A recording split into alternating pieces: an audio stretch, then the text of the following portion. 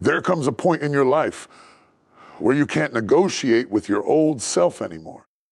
You can't keep patching up the same broken habits, the same broken thinking, the same broken ways.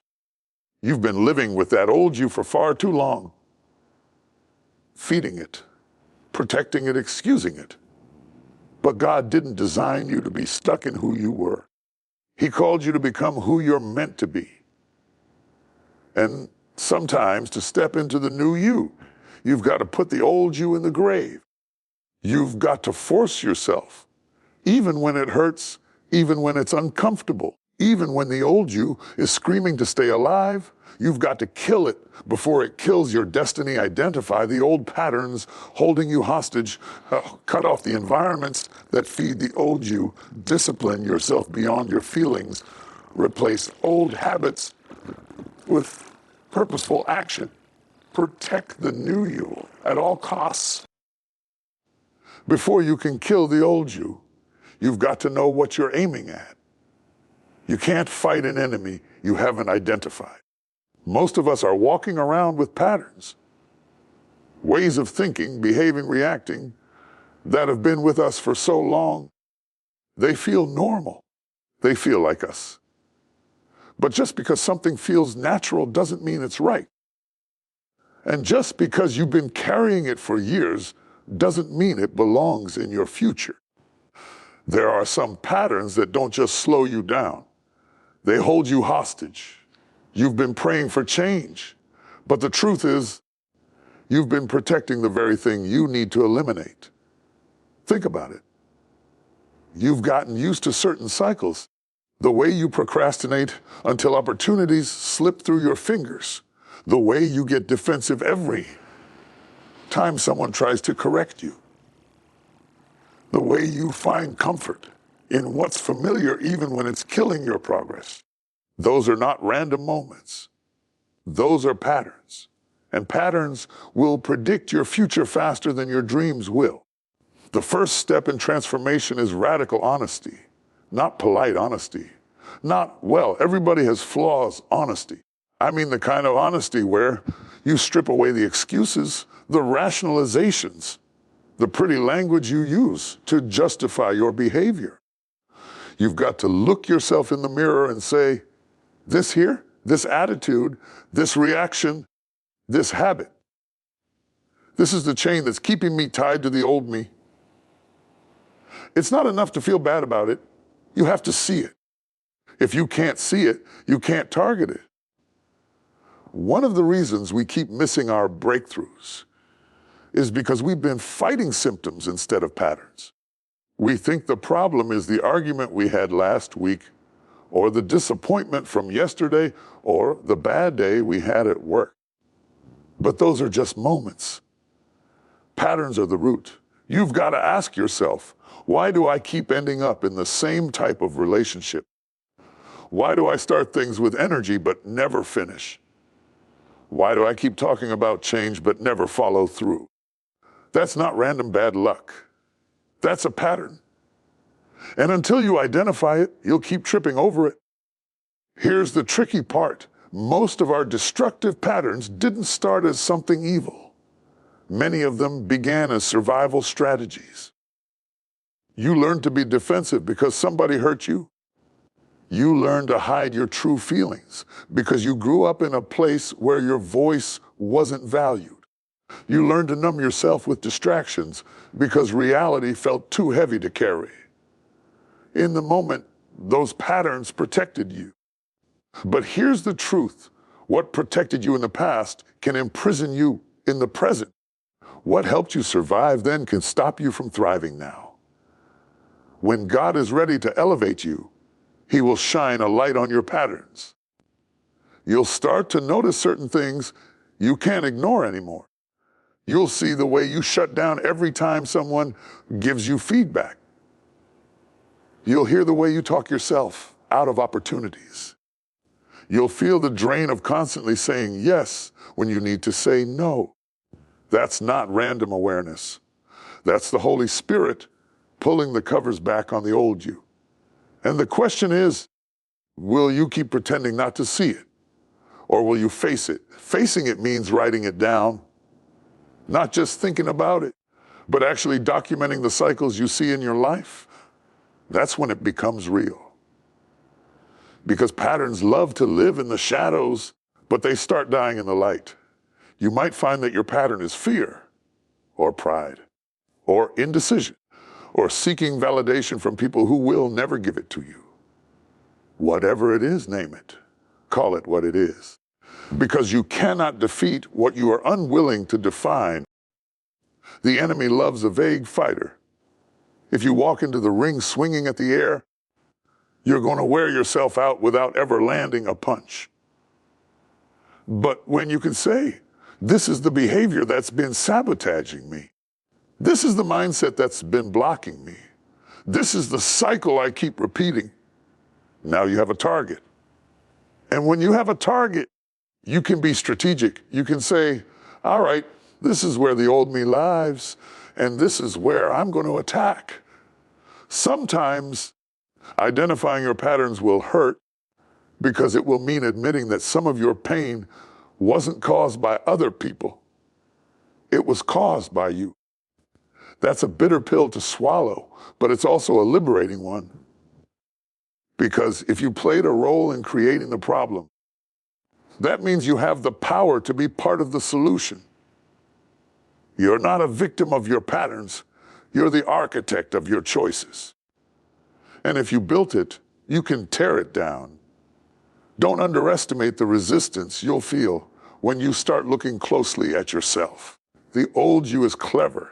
It will tell you this is just the way you are. This is your personality. This is your coping mechanism. But just because it's familiar doesn't mean it's permanent. Familiarity is not the same as destiny. And if you're going to grow, you have to be willing to walk away from what you've always known, even when it feels like home. Some people won't understand why you're suddenly talking about patterns. They'll tell you, you've always been like this, and you're fine.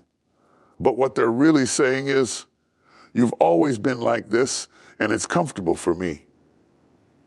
Remember, when you kill your patterns, you're also disrupting the systems that allowed other people to benefit from your dysfunction. You might lose relationships. You might lose approval, but you'll gain freedom. Identifying patterns is an act of war against the old you. It's not passive. It's not casual. It's intentional. It's you saying, I refuse to keep living on autopilot. I refuse to keep inheriting my yesterday over and over again. This is how you start killing the old you, not by swinging wildly in the dark, but by exposing the blueprint of your bondage.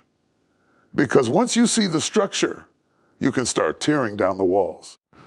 And here's the promise: every pattern you expose loses its grip on you. Every cycle you name starts to weaken. Every time you tell the truth about where you've been, you take another step toward where you're going. You can't change what you won't confront, and you can't confront what you won't identify. So stop treating your patterns like old friends and start treating them like enemies of your purpose. They have robbed you long enough. The old you may still knock on the door from time to time, but once you've learned to recognize its patterns, you won't be fooled anymore. You'll hear it coming. You'll know its voice. And instead of letting it in, you'll say, not today. I've seen you before, and I know where you lead. I'm not going back. That's the power of identification. It turns confusion into clarity and clarity into action. Because you can't kill what you can't see. But once you see it, you can't unsee it. And once you can't unsee it, you have no excuse to keep it alive. That's when the real work begins. That's when you stop talking about change and start living it. That's when the old you starts dying and the new you starts breathing. If you're serious about killing the old you, you can't just deal with what's inside you. You've got to deal with what's around you. You can't keep feeding the old you and expect it to die. You can't keep walking into the same places, sitting at the same tables, surrounding yourself with the same energy, and then wonder why the old you keeps showing up. Your environment is either feeding your future or fueling your past, and there's no in between. The truth is, the old you survives because you've been giving it oxygen. You've been keeping it alive with the people you hang around, the conversations you entertain, the habits you've normalized. It's hard to break free when you're still living in the cage. And some of you aren't trapped because you don't know the way out. You're trapped because you're comfortable with the scenery inside your prison. Environments are powerful. They shape you without your permission. You might tell yourself, I'm just going to be strong. I can handle being in the same place I've always been in. But proximity has a way of pulling you back into patterns you swore you left. You can have a brand new mindset, but if you stay in an environment built for your old self, that old self will start to feel normal again. Think about it. If you plant a seed in toxic soil, it doesn't matter how much you pray over it. It will still wither. Your environment is the soil of your destiny. And if you're serious about transformation, you've got to change the soil. That means being intentional about where you go, who you spend time with, what you listen to, what you watch, and the atmosphere you allow yourself to breathe in every single day. Some of you are fighting harder than you have to because you keep going back to places where the old you was comfortable. You're trying to heal, but you're still hanging out in environments that celebrate your brokenness. You're trying to grow, but you're still in circles that mock your ambition. You're trying to live disciplined, but you keep sitting at tables where there's no accountability, no vision, no challenge. And as much as you tell yourself you can rise above it, you can't keep swimming in dirty water and expect to stay clean. Here's the part that's going to hurt.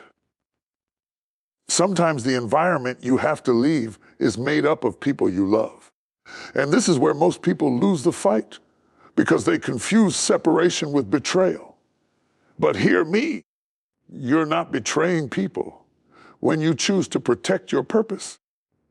You're not being disloyal when you decide that your destiny matters more than their comfort. Some relationships are only healthy for the old you.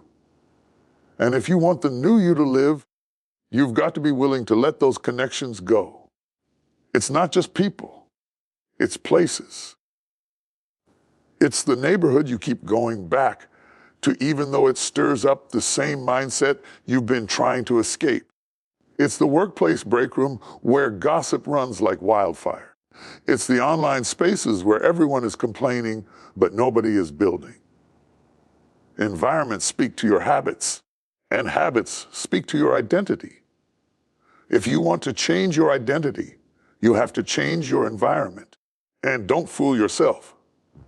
Your environment doesn't have to be physical to be powerful. Sometimes it's digital.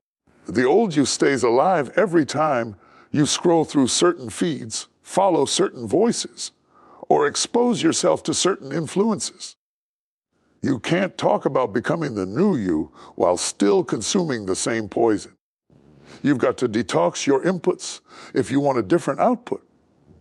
The old you is like a weed. You can chop off the leaves, but if the root is still in the soil, it will grow back.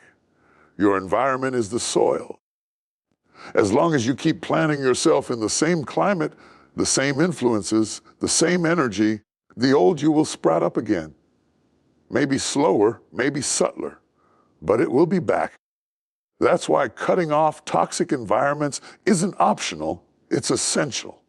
This will require boundaries, and boundaries are hard because they force you to be consistent. It's easy to cut something off when you're angry or motivated. But the real test is whether you keep it cut off when you're lonely, when you're tired, when you're nostalgic. The old you will try to trick you into thinking you can handle just one more visit to the old environment. But you already know the truth. One visit turns into 1 week turns into one season, and before you know it, you're back living where you swore you'd never be. Sometimes the environment you need to cut off isn't about geography or people. It's about the mental space you live in. Maybe you've built an environment in your own mind where doubt, fear, and insecurity roam freely. That's an atmosphere too. And you have to evict them. Stop letting your thoughts be a playground for the old you. Start filling your mental environment with voices that speak life, truth, and possibility into you. Here's the good news. When you cut off the environments that feed the old you, the new you begins to breathe easier. You start to feel lighter because you're not carrying the weight of constant temptation. You start to see clearer because you're not surrounded by voices that cloud your judgment. You start to grow faster because you're planted in a space where the new you can take root. But you've got to make peace with the fact that this will be uncomfortable at first. Cutting off environments feels like losing part of yourself because for so long, those places and people felt like home. But don't confuse familiarity with belonging. Just because something feels like home doesn't mean it's good for you. Home isn't where you're most comfortable. It's where you're most called. And if you're ever tempted to go back, remember this. The old environment will always welcome you because it wants the old you back. It will greet you with open arms and remind you of all the reasons you should stay. But you have to look at it and say, I've been here before, and I know where this road ends. I'm not going back. You've got to be more committed to your future than you are to your comfort. There's a version of you waiting on the other side of a new environment. A version that thinks differently, walks differently, believes differently. But that version can't come alive until you starve the old one. And the only way to starve the old you is to stop feeding it with the same people, places, and atmospheres that once sustained it. It's not cruelty, it's clarity. It's not punishment, it's preparation. You're making room for something greater by closing the door on what was. Because if you don't close the door, the past will keep sneaking in and the old you will keep finding ways to survive. Cut it off. Walk away. Change your surroundings. Build new spaces. Create new circles. And when the old environment tries to call you back, don't answer. Because the old you is not welcome where you're going, and neither is the environment that kept it alive. One of the biggest lies the old you will whisper is, wait until you feel ready. That's a trap. If you only move when you feel like it, you will never move far. Feelings are fleeting. They change with the weather, with your mood, with what side of the bed you woke up on. But discipline is different. Discipline says, I will show up whether I feel like it or not. And if you're serious about killing the old you, you're going to have to train yourself to be more committed to your decisions than to your emotions. Your feelings will betray you. One day you'll feel inspired, and the next day you'll feel tired. One day you'll feel unstoppable, and the next day you'll feel like quitting. If your actions are chained to your emotions, you will live in a cycle of inconsistency. Up one day, down the next. That's why the old you survives. Because the old you is an emotional creature reacting to everything changing with the wind. But the new you must be disciplined, steady, unshaken by the rise and fall of feelings. Discipline is the bridge between desire and destiny. You can want change all you want. You can pray for it, dream about it, write it down in a journal. But until you build the daily habits to match your dreams, you're just wishing. Discipline is proof to yourself that you're serious. And here's the hard truth. The old you can live with dreams, but it cannot survive discipline. Discipline starves the old you. It's easy to be disciplined when you're motivated. Motivation is exciting. It's full of energy. But motivation wears off. And that's the moment when discipline must take over. Discipline is what keeps you going when you're tired, when you're uninspired, when the results aren't showing yet. Discipline is showing up to the gym when you'd rather stay in bed. Discipline is sticking to your budget when you'd rather spend. Discipline is keeping your mouth shut when you'd rather clap back. And here's something most people don't realize.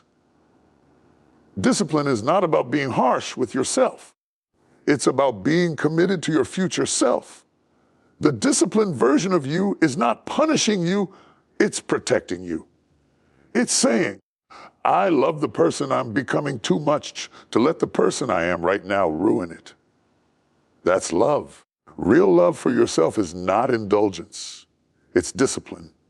The old you will try to negotiate. It will tell you, you've been good for a week, you can skip today.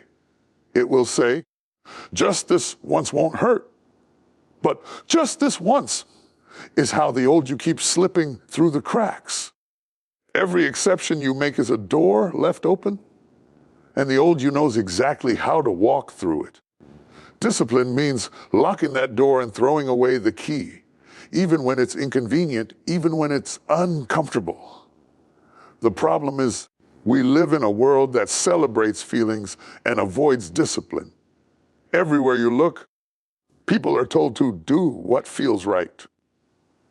But what if what feels right is wrong for your future? What if what feels good now destroys what would have felt even better later? Discipline doesn't ask, how do I feel right now? Discipline asks, what outcome do I want later? And what choice gets me there? One of the secrets to building discipline is creating non-negotiables. Non-negotiables are things you do every day, no matter what. They become part of your identity. It's not, I'll try to read 10 pages a day. It's, I'm the kind of person who reads every day. It's not, I hope I can stay consistent with my morning routine. It's, my mornings belong to me, and I refuse to give them to laziness. When you define your non-negotiables, you stop making daily decisions and start living by daily commitments. And here's the thing, discipline doesn't feel good at first. At first, it feels like you're denying yourself. But over time, discipline starts to feel like freedom, because you're no longer ruled by impulse. You're no longer yanked around by every mood swing. You're not a slave to your feelings anymore. You're free to move toward your goals without being held hostage by how you feel in the moment. You cannot wait until you feel ready to take action. Feelings are followers, they follow discipline. When you start moving, your feelings will catch up. Some days, you'll have to drag your feelings behind you like a stubborn child. And that's okay, because feelings may resist discipline in the moment, but they respect it in the long run. There will be days when discipline feels like the hardest thing in the world. When every part of you is screaming to quit, that's when you remind yourself why you started. That's when you remember that the old you loved quitting when it got hard. And that's exactly why you're here. That's exactly why you need to push through. Every time you keep going when you don't feel like it, you're breaking the grip of the old you. Some of you keep falling back because you're waiting for passion to drive you.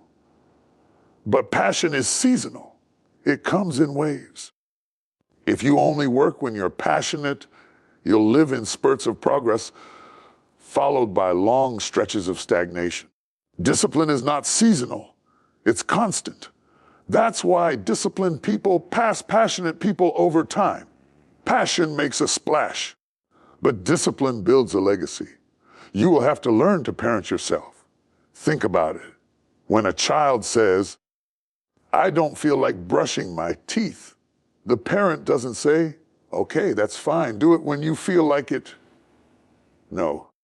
The parent says, it doesn't matter how you feel, this is what we do. That's the voice you need inside you. A voice that says, I don't care if you're tired, I don't care if you're bored, I don't care if you'd rather be doing something else. This is what we do. That voice will save you when your feelings try to lead you astray. You have to decide that your actions will be based on your commitments, not your comfort. Comfort is the breeding ground of the old you. Discipline is the training ground of the new you. And if you're serious about change, you will choose training over comfort every single time. And here's the reward. When you start living beyond your feelings, you become unstoppable. You stop waiting for the perfect mood, the perfect timing, the perfect inspiration. You move anyway. You show up anyway. And the old you, the one that was driven by emotion, starts to lose power because it can no longer manipulate you with moods. It can no longer convince you to quit just because you're not feeling it today. At the end of the day, killing the old you is not a feeling. It's a decision. And that decision is proven in the quiet moments when no one is watching, when it's just you and the choice to either keep going or give up. The old you gave up, the new you presses forward. And every time you choose discipline over feelings, you bury the old you a little deeper. Killing the old you isn't just about stopping bad habits. If you stop something but don't replace it, you create a void, and a void will always get filled. If you don't fill it with something purposeful, the old you will crawl right back in and fill it for you. You can't just say, I'm going to stop wasting time, and then sit around waiting for inspiration. You've got to replace what you stop with something that builds the future you're after. Otherwise, you're just rearranging the furniture in the old house instead of moving into the new one. Old habits die hard because they've been meeting a need, even if they've been meeting it in the wrong way. Maybe that bad habit gave you comfort when you were stressed. Maybe it distracted you when life felt heavy. Maybe it gave you a quick hit of excitement when you were bored. Habits stick because they serve a function. If you want to kill them for good, you have to find a healthier, more purposeful way to meet that same need. The old you survives because you keep trying to quit without replacing. But quitting without replacing is like pulling weeds without planting seeds. The soil won't stay empty. Something will grow there. And if you're not intentional, what grows will look a lot like what you just pulled out. Purposeful action is the antidote. It's not just not doing something. It's doing something else that actually moves you forward. If your old habit was waking up late and scrolling on your phone for an hour, don't just vow to stop scrolling. Replace that time with reading something that feeds your mind, or working out to strengthen your body, or praying to align your spirit. If your old habit was spending money impulsively, don't just cut spending. Replace it with budgeting, investing, or learning how to grow your resources. You have to crowd out the old with the new. If you fill your day with intentional, productive, purposeful actions, there's less room for the old habits to sneak in. Idleness is the old you's playground. When your mind is unoccupied and your time is unassigned, the old patterns know exactly how to creep back in. That's why the Bible says, redeem the time. You've got to take your hours back and give them an assignment. The key is to replace habits with actions that are tied directly to the person you want to become. Ask yourself, who is the new me? What does the new me do every day? What habits does the new me have? Then start living like that person now. Don't wait until you feel like the new you. Don't wait until you think you've earned the right to act like them. Start today. because the actions you take today are what shape the person you'll be tomorrow. Some of you keep relapsing into the old you because you leave your future self in an empty room. You stop the bad thing, but you don't build the good thing in its place. And then when life gets stressful or lonely or uncertain, you drift right back to the old comfort. That's not because you're weak. It's because you're unprepared. The way to prepare is to load your life with purposeful actions so the old you doesn't have space to breathe. And let's be honest, replacing habits takes more than willpower. It takes planning. You can't expect to replace something if you're not ready when the trigger comes. If you know your old habit is to grab junk food when you're tired, then you'd better have a healthy snack ready before that moment hits. If you know your old habit is to gossip when you get around certain people, then you'd better have a way to steer the conversation somewhere else before it starts. Every old habit has a trigger. A time, a place, a feeling, a person. If you know your triggers, you can prepare your replacements. That's not just being disciplined, that's being strategic. You're not just trying to avoid something, you're actively redirecting yourself into something better. And don't underestimate how much this is about identity. When you replace old habits with purposeful action, you are telling yourself, I'm not that person anymore. I'm this person now. You're reinforcing your new identity every single time you choose the replacement over the relapse. It's not just about what you're doing. It's about who you're becoming. There will be times when the replacement feels awkward.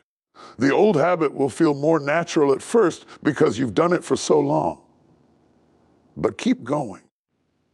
Every repetition of the new action rewires your brain, and over time, what once felt forced will start to feel natural.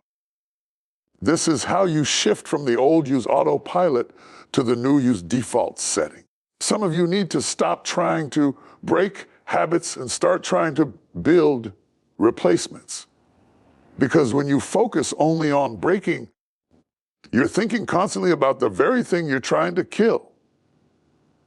But when you focus on building, your attention moves forward, your energy moves forward, and the old habit starts to fade simply because it's no longer the center of your life.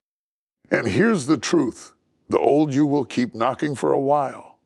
It will whisper, just go back one time. But every time you respond with purposeful action, you make the old voice weaker. You train yourself to act from intention instead of impulse. And before long, you'll realize that the old habit hasn't just stopped. It's been replaced so completely that you can't even imagine going back to it.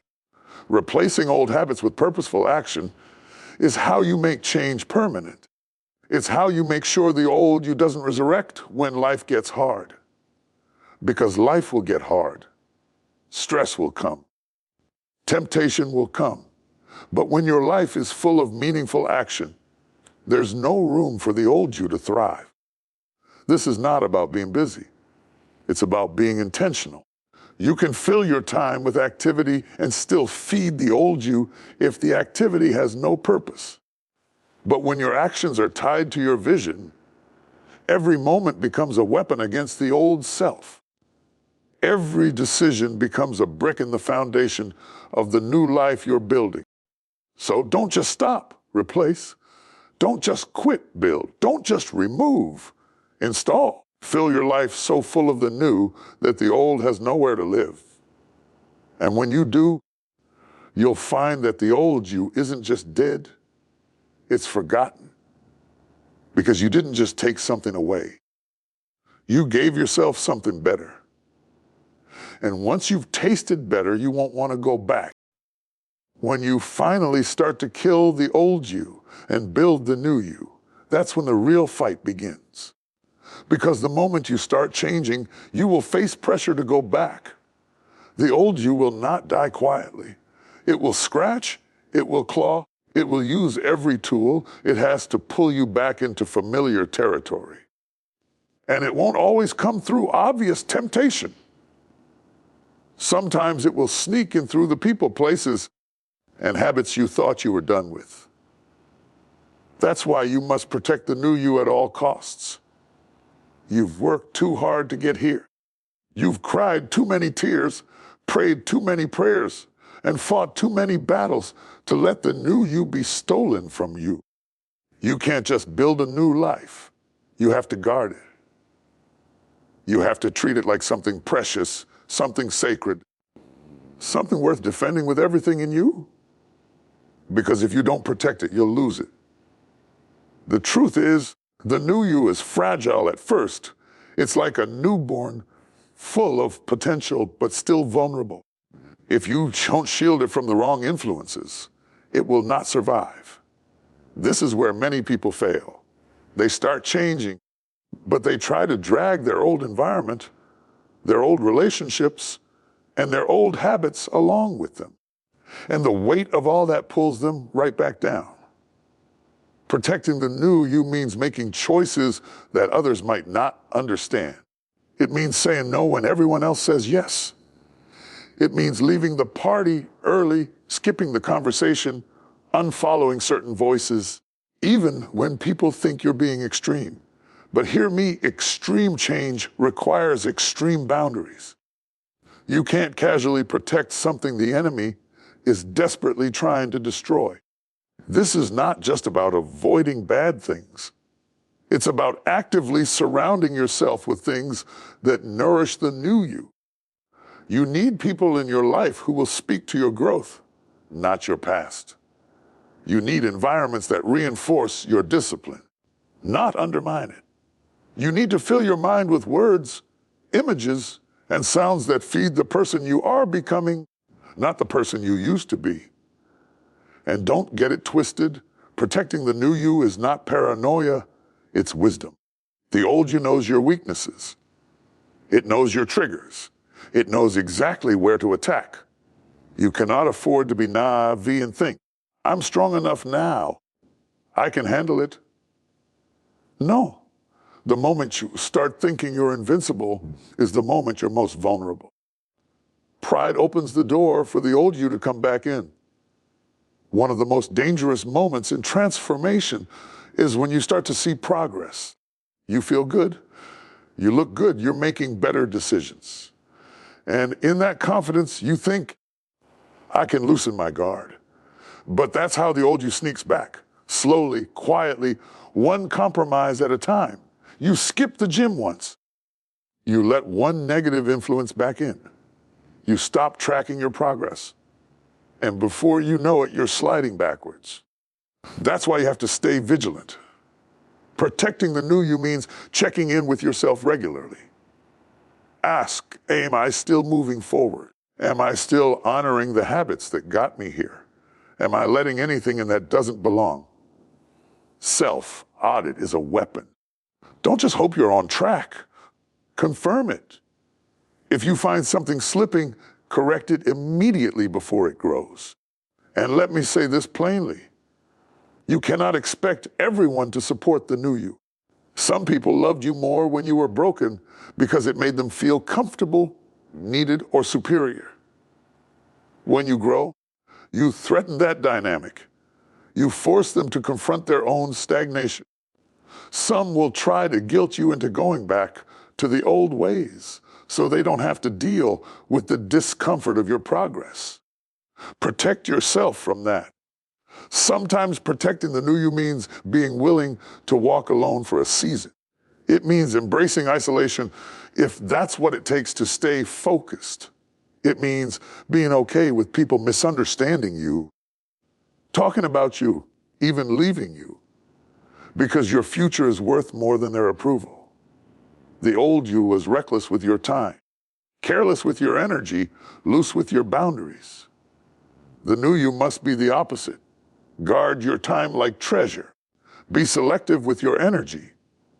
Don't give everyone access to you. Not everyone deserves a seat at the table of your new life. Understand this. Protection is not weakness, it's strength. A locked door is not fragile, it's secure. A guarded city is not afraid, it's prepared. And when you protect the new you, you're not just keeping out what's harmful. You're preserving what's valuable.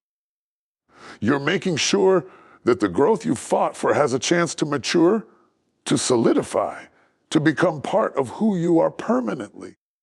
You have to build routines and systems that make it harder for the old you to come back. Put up reminders of your progress where you can see them. Keep your vision in front of you daily. Surround yourself with accountability. Make it easy to stay on track and hard to fall off it. That's not overkill. That's insurance. And when you protect the new you long enough, something powerful happens. The new you becomes the only you. It stops feeling like something you have to guard every second because it's no longer fragile. It's strong. It's established. It's who you are. And at that point, you don't just protect it out of necessity. You protect it out of love. But until then, you have to stay watchful. The enemy of your soul would love nothing more than to drag you back to the old patterns, the old mindsets, the old life. You've got to stand at the door of your destiny and say, not today, not ever. I fought too hard to be here. I paid too much to become this person. I will not go back. Protect the new you at all costs, even if it costs you relationships, even if it costs you opportunities, even if it costs you comfort. Because whatever it costs to protect it, it will be nothing compared to the cost of losing it. Now your full 5-part message is expanded, and it builds from identifying the old patterns all the way to protecting the new you in a steady climb of intensity. If you deliver it right, this will hit like a sermon that leaves people both convicted and ready to act immediately. You've been carrying the old you for long enough. You've let it ride on your back, whisper in your ear, and dictate your decisions. But today is the day you put it in the grave. You've identified the patterns that have been holding you hostage. You've cut off the environments that fed your past. You've decided to discipline yourself beyond your feelings. You've chosen to replace the old habits with purposeful action. And now you are committed to protecting the new you at all costs. But here's the truth. None of that matters if you walk out of here and do nothing. Change doesn't happen because you heard this. Change happens because you do this. The old you will not die from inspiration. It will die from execution. It will die when you wake up tomorrow and make different choices. It will die when you stop making excuses and start taking ownership. It will die when you stop talking about change and start living it. This is not about trying. This is about deciding. You've got to make a decision so strong that no feeling, no temptation, no distraction can shake it. Because when you make that kind of decision, heaven will back you, hell will fear you, and your future will welcome you. So today, bury the old you. Don't just injure it. Don't just wound it. Don't just put it on pause. Kill it. And when it tries to resurrect, kill it again and again and again until there's nothing left but the new you, the disciplined you, the purposeful you, the unstoppable you, the you that walks into destiny without looking back, the you that refuses to live in yesterday, the you that is ready right now to become everything you were created to be. Because the world doesn't need the old you. The world needs this you, the new you, the real you, and you owe it to yourself and to your destiny to protect that at all costs